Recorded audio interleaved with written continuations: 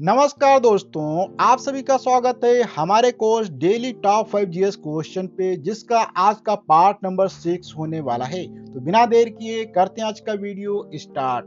यहाँ पे आप देख सकते हैं आज का सबसे पहला क्वेश्चन दिया गया है, जिस क्वेश्चन के अंदर यहाँ पे कहा गया है कि मैमथ जो होते हैं पूर्वज हैं, अर्थात तो मैमथ इज एन एक्सिनेटर आप किसके होते हैं। तो यहाँ पे कहा गया है कुत्ते के होते हैं, या घोड़े के होते हैं, या ऊंट के हैं, या हाथी के हैं। अर्थात मैमथ जो पूर्वज हैं वो किसके हैं, इससे संबंधित क्वेश्चन कहा गया है। तो यहाँ पे बात किया जाए तो ये करेक्ट आंसर इसका आप देखेंगे, यहाँ पे इसका करेक्ट आंसर आपको डी वाला देखने को मिल जाएगा। आप थोड़ा सा बात करते हैं इसका एक्सप्लेनेशन क्या हो जाएगा। तो यहाँ पे एक्सप्लेनेशन पे हम क्लिक करते हैं, तो यहाँ पे आप देखेंगे व्याख्या, अर्थात मैमथ जो होते हैं वो वर्तमान समय के हाथियों के पूर्वज माने जाते हैं। ये प्लीस्टोनिसीन युग में पाए जाते थे। इनके शरीर जो होते हैं पर बड़े बड़े दांत होते थे, शरीर बड़े और दांत बड़े होते थे, जो उन्हें अत्यधिक ठंड से बचाते थे। आनुवांशिकी रूप से ये एशियाई हाथियों के बाकी या काफी करीब देखने को मिल जाता था। जो एशिया के हाथी हैं लगभग उन्हीं के बराबर ये आज के समय में देखे जाते हैं, लेकिन उनके काफी बड़े बड़े दांत होते थे और उनका काफी बड़ा शरीर भी होता था। अब हम बात करते हैं नेक्स्ट क्वेश्चन पे, जिसमें कहा गया है कि पृथ्वी पर जीवन की उत्पत्ति के समय क्या अनुपस्थित था। आप यहाँ पे कहा गया what was the absent at the time of origin of the life on earth.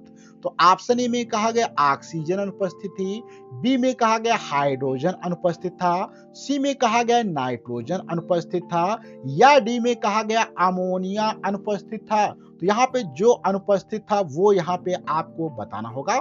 तो इसमें से करेक्ट आंसर की बात किया जाए तो ऑप्शन ए जो था, यहाँ पे ऑक्सीजन अनुपस्थित थी। जब पृथ्वी पर जीवन की उत्पत्ति हो रही थी तो उस समय ऑक्सीजन नहीं थी। क्यों नहीं थी, थोड़ा सा डिटेल से बात कर लेते हैं। तो पृथ्वी की प्रारंभिक अवस्था में वातावरण जो था वो अपचायक था, रिड्यूसिंग एटमॉस्फेयर था। उस समय मुक्त ऑक्सीजन अर्थात फ्री ऑक्सीजन अनुपस्थित थी। वातावरण में methane gas, ammonia gas, hydrogen और जल वाष्प की बहुत ज्यादा मात्रा में उपस्थित थी। ऑक्सीजन का निर्माण बाद में हुआ, जब प्रकाश संश्लेषण प्रोसेस चालू हुई, तब धीरे धीरे वहां पे पृथ्वी पर ऑक्सीजन की उपस्थिति हुई। और ये करने वाले जीव जैसे कि साइनोबैक्टीरिया के आने के बाद ये जो है पृथ्वी पर ऑक्सीजन आना स्टार्ट हुई थी, जो कि साइनोबैक्टीरिया जैसे जीव आए थे। तो अब यहाँ पे हम बात करते हैं नेक्स्ट क्वेश्चन पे, जिसमें कहा गया है कि मानव जीनोम जो था का अनुक्रमण सफलतापूर्वक किया गया। किस वर्ष में किया गया, अर्थात the year in which human genomes sequencing was successfully done. Option A में कहा गया 1955 में, या 201 में, या 2010 में, या 2015 में। तो यहाँ पे कहा गया है कौन सा ऑप्शन सही होगा। तो यहाँ पे आप देखेंगे ऑप्शन इसका जो हो जाएगा बी वाला यहाँ पे करेक्ट हो जाएगा। सन 2001 ईस्वी में जो था मानव जीनोम का अनुक्रमण सफलतापूर्वक किया गया था। अब ये क्या होता, थोड़ा सा बात करते हैं।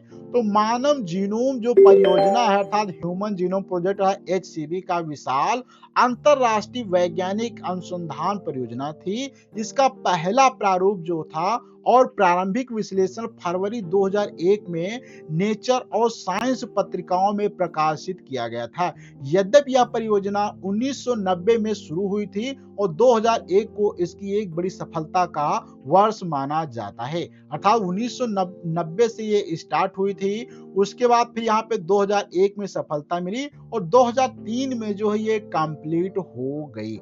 अब हम बात करते हैं नेक्स्ट क्वेश्चन पे, जिसमें कहा गया है कि मानव शरीर के कौन से अंग में लसिका कोशिकाएं बनती हैं, अर्थात in which part of the human body lymphocytes form, कहां पे बनते हैं। तो ऑप्शन ए में कहा गया यकृत में बनते हैं, ऑप्शन बी में कहा गया दीर्घस्थि में बनते हैं, ऑप्शन सी में कहा गया अग्नाशय में बनते हैं, ऑप्शन डी में कहा गया स्प्लीन में बनते हैं। तो यहाँ पे बात करें क्वेश्चन के करेक्ट आंसर की, तो इसका करेक्ट आंसर यहाँ पे स्प्लीन था। तिल्ली के अंदर जो होते हैं वो यहाँ पे लसिका कोशिकाएं बनती हैं। अब थोड़ा सा डिटेल से बात किया जाए इसी पे, तो प्लीहा अर्थात तिल्ली अर्थात स्प्लीन जो होता है एक महत्वपूर्ण लसिका अंग होता है।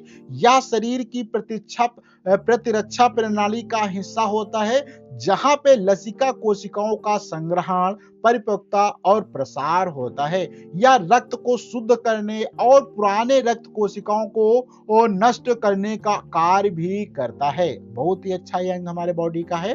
अब हम बात करते हैं आज के लास्ट क्वेश्चन पे, जो कि होमवर्क के लिए रहने वाला है, जिस क्वेश्चन के अंदर कहा गया है कि नाभिक के अलावा कोशिकाओं के किस कोशिकांग में डीएनए होता है, अर्थात नाभिक के अलावा कोशिका के किस कोशिकांग में जो होता है डीएनए होता है, अर्थात apart from the nucleus in which cell organelle is DNA found. Option A में कहा गया तारक केंद्र अर्थात सेंट्रियोल में, बी में कहा गया गाल्जी उपकरण अर्थात तो गाल्जी apparatus में, सी में कहा गया लाइबोसोम में, या माइटोकॉन्ड्रिया में। अब इस क्वेश्चन का जो भी करेक्ट आंसर होगा आपको प्लीज कमेंट बॉक्स के अंदर बताना होगा। और सही क्वेश्चन का आंसर देखने के लिए, डिटेल से एक्सप्लेनेशन समझने के लिए आपको वीडियो के नीचे डिस्क्रिप्शन बॉक्स में लिंक मिल जाएगी, वहां पे क्लिक करके आप इसका पार्ट नंबर 6 पे जाके पीडीएफ को डाउनलोड और करके पढ़ सकते हैं। और मैं आशा करता हूं कि इस वीडियो से आपको कुछ नया सीखने को मिला होगा। यदि मिला है तो वीडियो को लाइक करें, अपने दोस्तों को शेयर करें, और यदि अभी तक आपने इस चैनल को सब्सक्राइब नहीं किया तो प्लीज सब्सक्राइब करें, क्योंकि यहाँ पे आपको ऐसे ही नए वीडियो मिलते रहेंगे। और हम मिलते हैं एक अगले नए वीडियो के साथ में, जहाँ पे ऐसे ही टॉप 5 क्वेश्चन पे बात करेंगे। जब तक के लिए धन्यवाद।